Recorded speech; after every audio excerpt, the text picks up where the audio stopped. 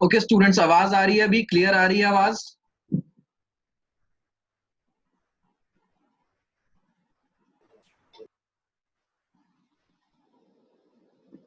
Chat में बताओ voice Audible है?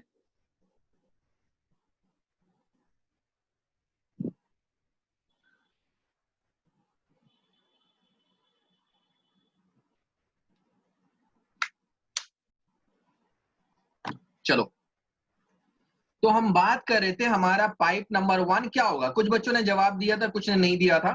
तो हम डिस्कस कर रहे थे पाइप नंबर 1 के थ्रू ब्लड जो है वो लंग से हार्ट के टुवर्ड्स आता है।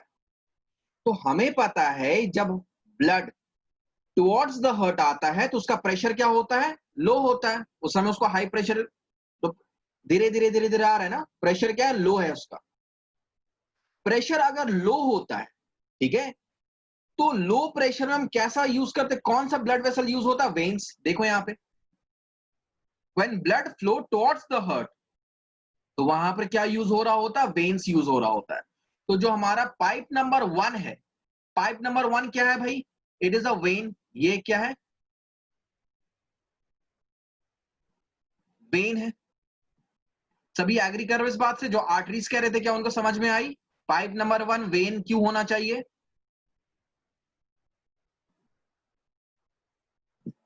पाइप नंबर 2 देखो, पाइप नंबर 2 बताओ फटाफट क्या होगा।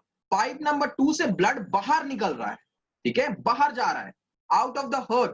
तो हाई प्रेशर होगा ब्लड का।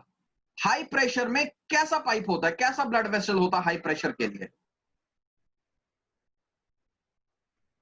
आर्टरी। वेरी गुड, सभी ने सही दिया। तो ये क्या है? एक आर्टरीज है, मैं लिख देता हूं, ठीक है। अब पाइप नंबर 3 की बात करते हैं। वापस से ब्लड जो है धीरे धीरे अब क्या हो रहा है? कलेक्ट हो रहा जाके एट्रियम में।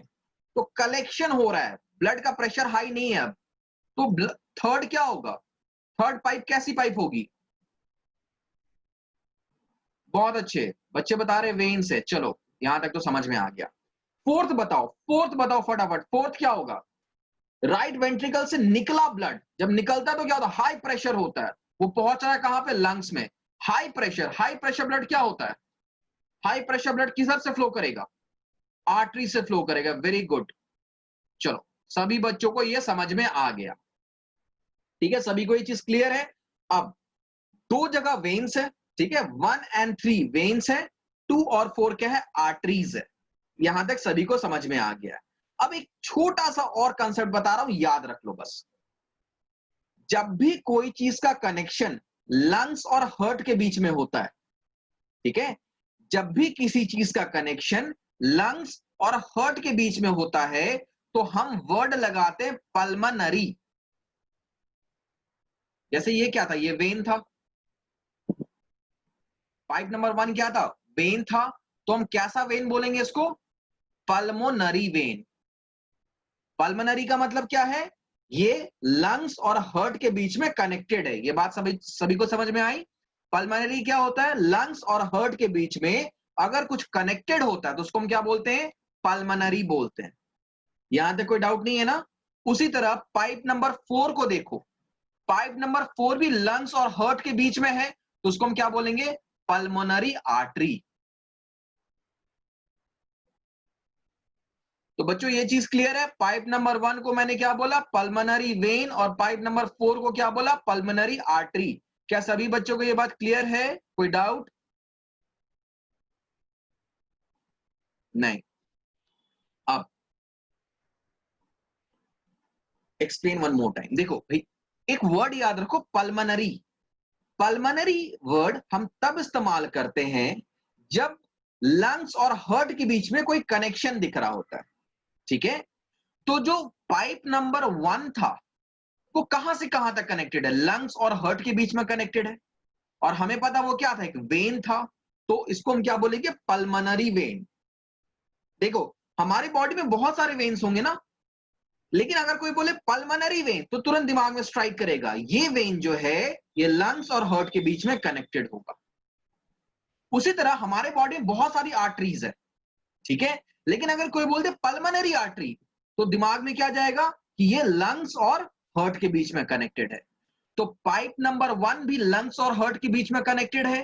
पाइप नंबर 4 भी लंग्स और हार्ट के बीच में कनेक्टेड है, इसलिए दोनों में हम क्या यूज कर सकते हैं, पल्मोनरी यूज कर सकते हैं, pulmonary vein and pulmonary artery. Nishant, बात आई समझ में? फाइन, यहां तक किसी बच्चे को कोई डाउट नहीं है। अब एक और चीज समझते हैं। पाइप नंबर 2 जो है वो क्या है, एक आर्टरी है जो हमारे ऑर्गन्स तक जा रहा है, बट ऑर्गन्स तो ऊपर से नीचे तक है ना, जो सेल्स हैं जहां तक इस ब्लड को पहुंचना है वो तो ऊपर से नीचे तक पूरे बॉडी में फैले हुए हैं, तो एक आर्टरी के थ्रू तो हो नहीं रहा होगा, ये क्या हो रहा होगा, फर्दर आगे डिवाइड हो रहा होगा। तो लेफ्ट वेंट्रिकल से जो आर्टरी निकला वो कैसा आर्टरी है, वो मेन आर्टरी है। लेफ्ट वेंट्रिकल से जो पाइप नंबर 2 निकला वो क्या है, मेन आर्टरी है, जो कि फर्दर डिवाइड हो गया, फर्दर उसका डिवीजन हो चुका होगा। ठीक है, ये जो मेन आर्टरी है उसका एक नाम होता है, उस नाम को याद रखो। It is called aorta, AORTA, aorta. ठीक है, मेन आर्टरी को हम क्या बोलते हैं, अओर्टा बोलते हैं, ये नाम याद रखना है। उसी तरीके से जो हम पाइप नंबर 3 बात कर रहे हैं, जो डीऑक्सीजनेटेड ब्लड को राइट एट्रियम में लेके गया है, ये क्या है, ये मेन वेन है। ठीक है, ये कैसा वेन है, ये मेन वेन है,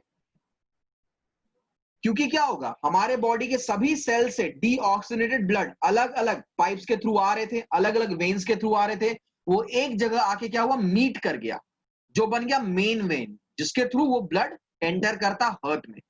तो जो मेन वेन है उसका नाम होता है vena cava, VENA, vena, CAVA, कावा।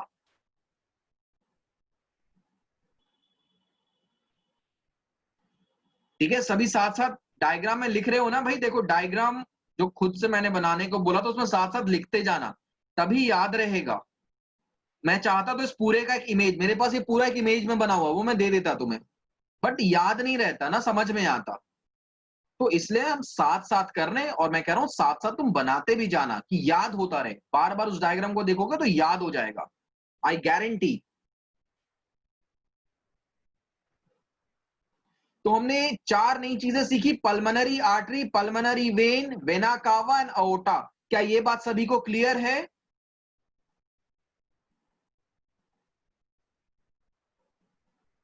क्या किसी बच्चे को कोई डाउट है यहां पे किसी भी तरह का कुछ?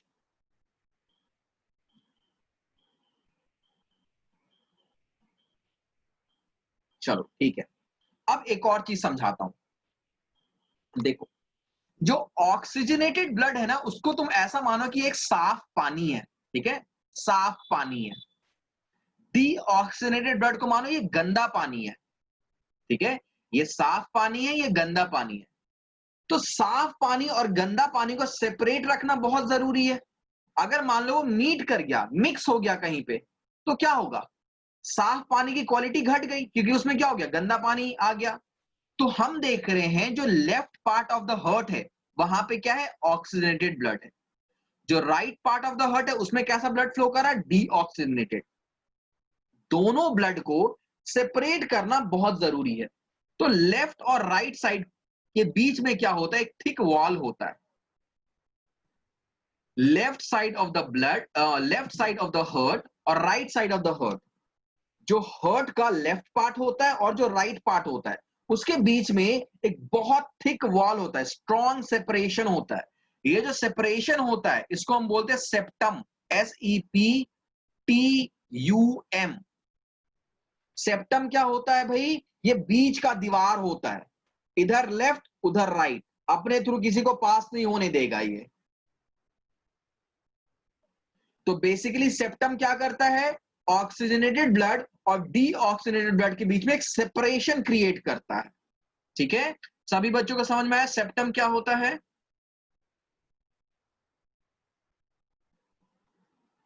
बहुत अच्छे। अब मैंने क्या बताया था, ब्लड वेसल दो मेजर टाइप के होते हैं, आर्टरीज और वेन्स। बट एक और मैंने बोला था, एक और होता है कैपिलरी। ये कैपिलरी कहां प्रेजेंट होता है ये समझो। कैपिलरी क्या होता है, they are very thin blood vessel, बहुत पतला पतला ब्लड वेसल्स होता है, वेरी थिन, बहुत थिन होता है। अब देखो, एक बात मैं समझाता हूं, ठीक है, समझने की कोशिश करना।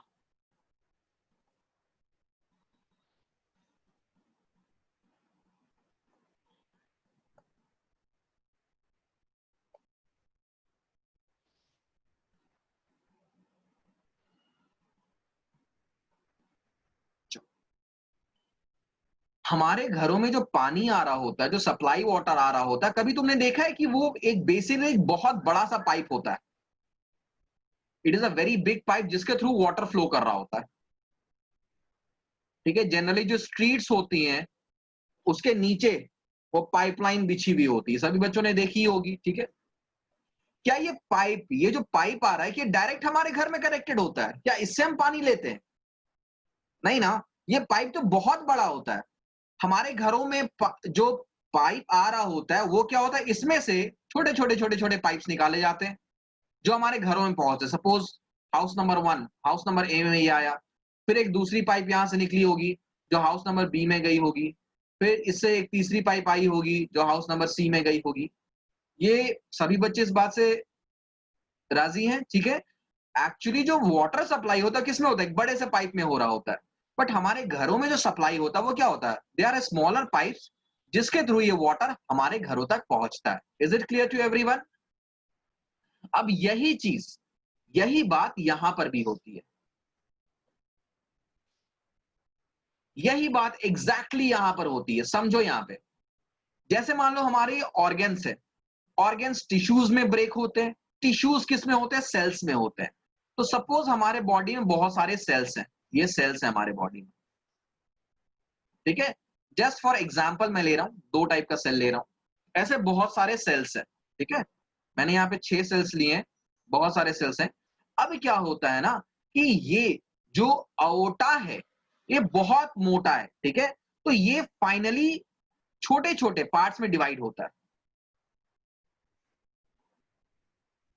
ठीक है, ये देखो छोटे छोटे पार्ट्स में ऐसे डिवाइड हो रहा होता है। जैसे हमारे घरों में सपोज ये जो मैंने सेल्स बनाए ये हमारे घर है और ये मेन पाइपलाइन है, तो मेन पाइपलाइन क्या होगा? छोटे छोटे पाइपलाइंस में डिवाइड हो रहा होगा जिसके थ्रू पानी जो हो रहा होगा वो हम तक पहुंच रहा होगा। ठीक है, ऐसे और भी अगर सेल्स होते तो ये और ऐसे डिवाइड हो रहा होता।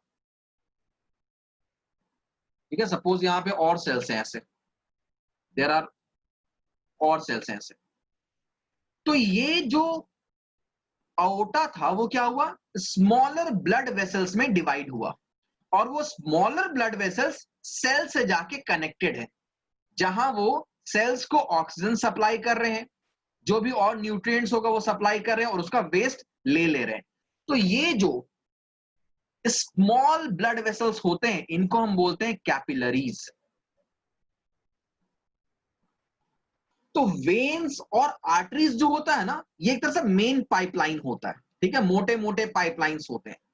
ये डायरेक्टली सेल से कनेक्टेड नहीं होता, ये फर्दर सब डिवाइड होता है इनटू कैपिलरी। और वो कैपिलरीज क्या होता है? सेल से कनेक्टेड होता है। ठीक है, कैपिलरीज जो होता है वो सेल से कनेक्टेड होता है। तो ब्लड जो होता है, अगर मान लो ऑक्सीजनेटेड ब्लड अओटा से आ रहा है तो अओटा से कहां जाएगा? कैपिलरी में जाएगा और कैपिलरी के थ्रू ये ब्लड सेल्स तक पहुंचेगा और फाइनली जो वेस्ट प्रोडक्ट होगा वो इन कैपिलरीज के थ्रू ही वेना कावा में पहुंच जाएगा। तो कैपिलरीज का कॉन्सेप्ट सभी बच्चों को समझ में आया क्या होता है?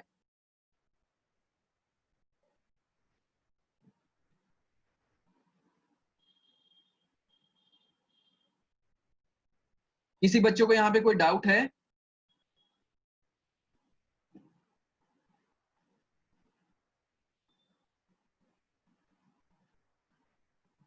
वेरी वेल, चलो सभी बच्चों को समझ में आ गया, बहुत अच्छी बात। तो भाई ये था basic movement of blood through our heart. ठीक है, हमारे हार्ट से कैसे ब्लड मूव करता है उसका एक फ्लो चार्ट था जिसके थ्रू तुम याद रख सकते हो। ठीक है, तो ऑलमोस्ट मैंने सब कुछ यहाँ पे कवर कर दिया है ह्यूमन हार्ट के बारे में।